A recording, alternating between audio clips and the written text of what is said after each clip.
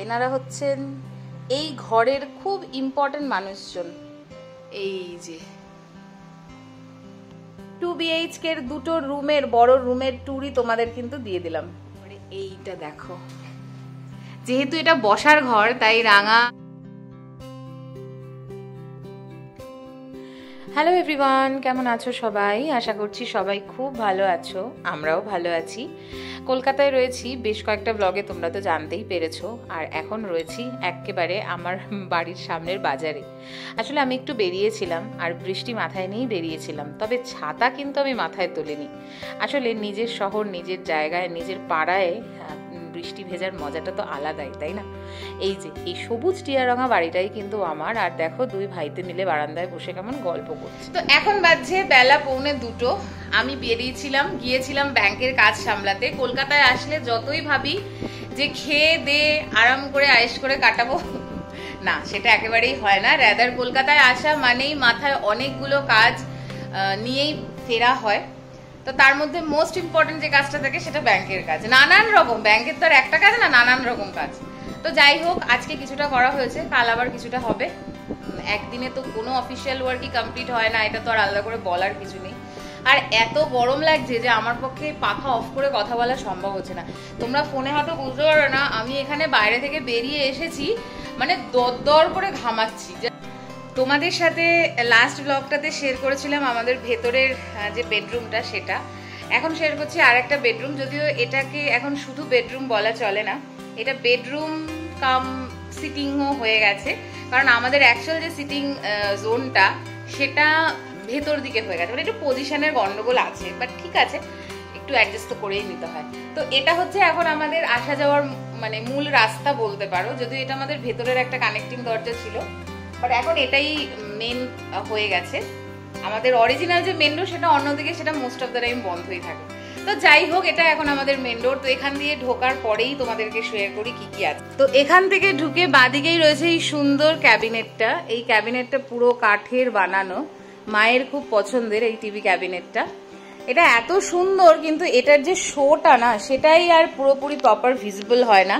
তার কারণ আমাদেরকে সামনে রাখতে হয় ডাইনিং এরিয়াটা, ডাইনিং টেবিলটা। কারণ বাপি আর মা দুজনেই টিভি দেখতে দেখতে খেতে খুব প্রেফার করে, তো কিছু করার অপশন নেই, তাই এখানেই ডাইনিং টেবিলটাকে রাখা হয়েছে।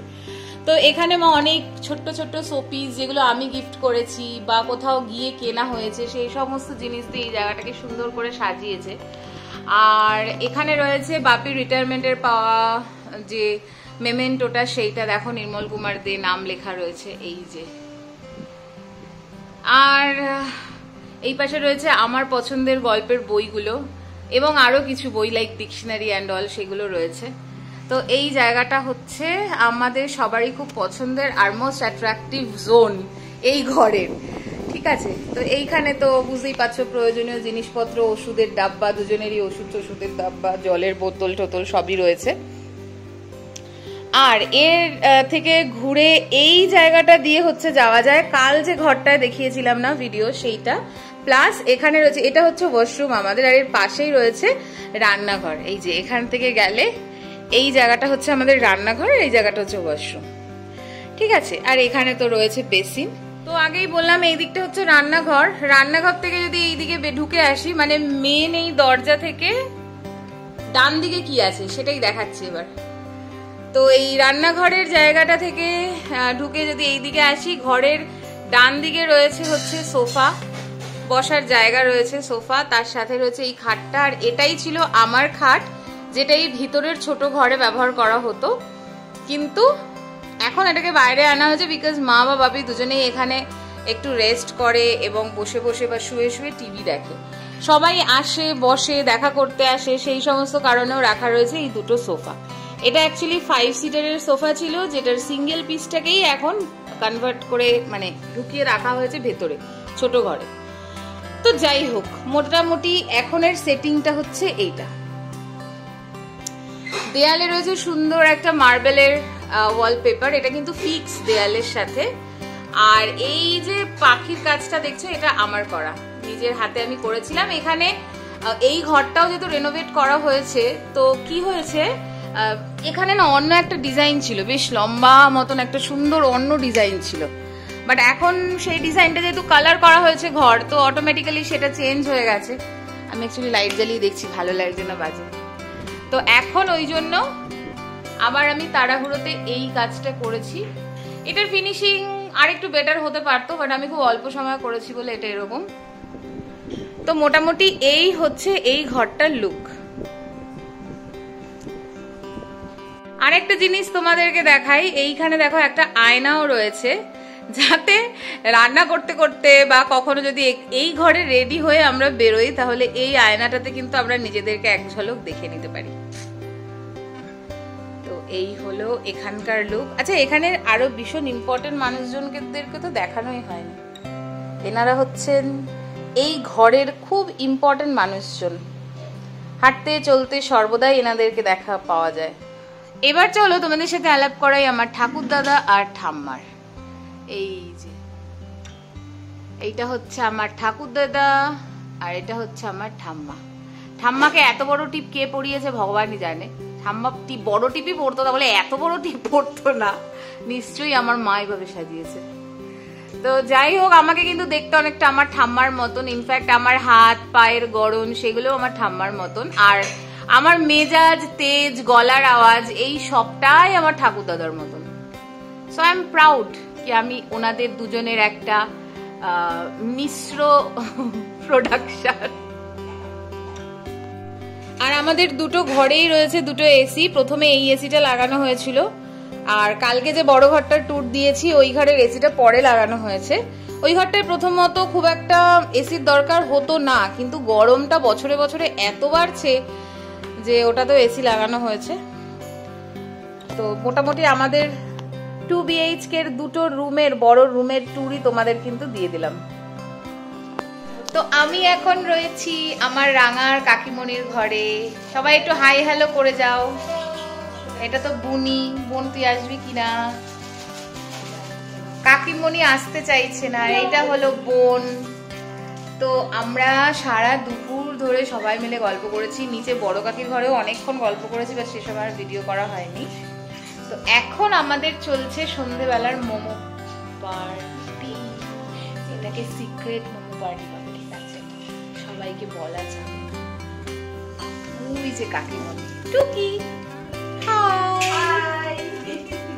আচ্ছা, ভালো কথা, তোমাদের কিছু জিনিস দেখাই। এই দেখো, এই দেয়ালের আর্ট গুলো দেখতে পাচ্ছ? এগুলো সব আমার রাঙা কাকার করা। রাঙা কাকা নিজে হাতে এগুলো সমস্ত রেখেছে। এই পাশে, তারপরে এইটা দেখো। যেহেতু এটা বসার ঘর, তাই রাঙা মানে থিমটা এরকমই রেখেছে, যেখানে অনেক পাখি গাছের ডালে এসে বসছে, আর এখানে সূর্যাস্ত হচ্ছে, পাখিরা সব ফিরে ফিরে যাচ্ছে। এই দেখো, এখানে খুব সুন্দর করে সাজানো।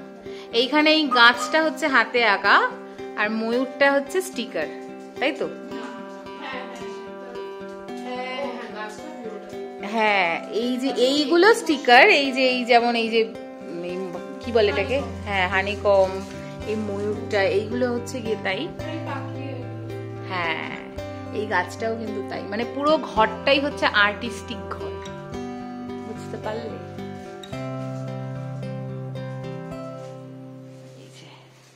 এইটা তোমার মার্বেলের উপরে করা, যেরকম আমাদের ঘরে ওই ঘোড়ার ওটা করা রয়েছে সেরকম। এইগুলো স্টিকার, কিন্তু এইগুলো সবই হাতে করা। কি সুন্দর না?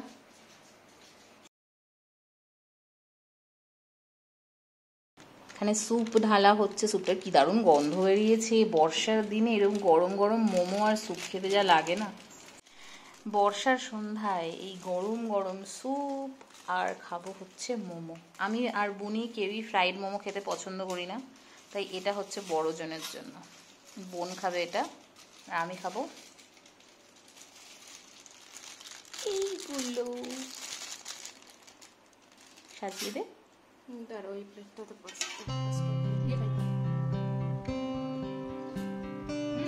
ভালো না?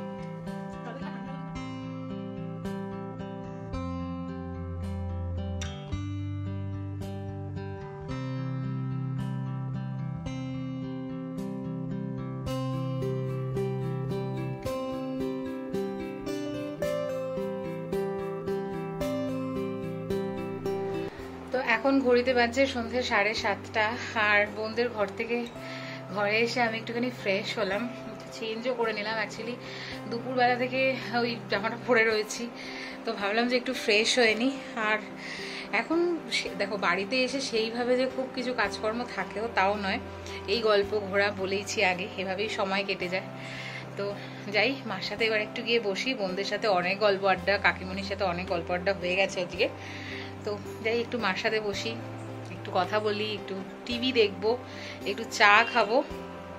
আর বললামই বোনদের সাথে তো বসে মোমো খেয়েছি, সেটা তো দেখালামই।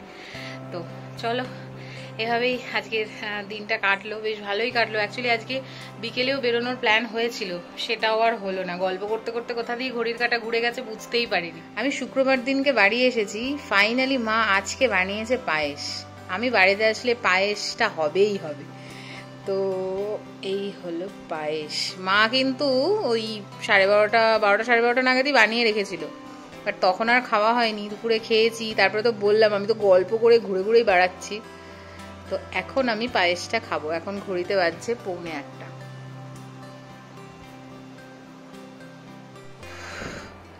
ঘড়িতে বাজছে 1:07, মানে নিয়ার অ্যাবাউট 1:10 বলতে পারো। মা বাপি সবাই শুয়ে পড়েছে, আমি বসে বসে এডিট করছিলাম, বিকজ রাত্রে করে না রাখলে আর হয় না। আমি আজকে রাত্রে সেভাবে কিছু খাইও নি, ওই যে সন্ধ্যেবেলায় পায়েসটা খেয়েছিলাম, তারপরে আর সেভাবে কিছু খাইনি। এখানেই আজকের গল্পের ইতি টানছি। দেখা হবে নতুন আরেকটা গল্পে। ততক্ষণের জন্য সবাই খুব ভালো থাকো, হাসতে থাকো, আর দেখতে থাকো টার্ন দ্য পেজ। প্লিজ যদি ভালো লেগে থাকে আমার গল্প, do like, share, comment and subscribe my channel. আজ তবে আসি, টাটা।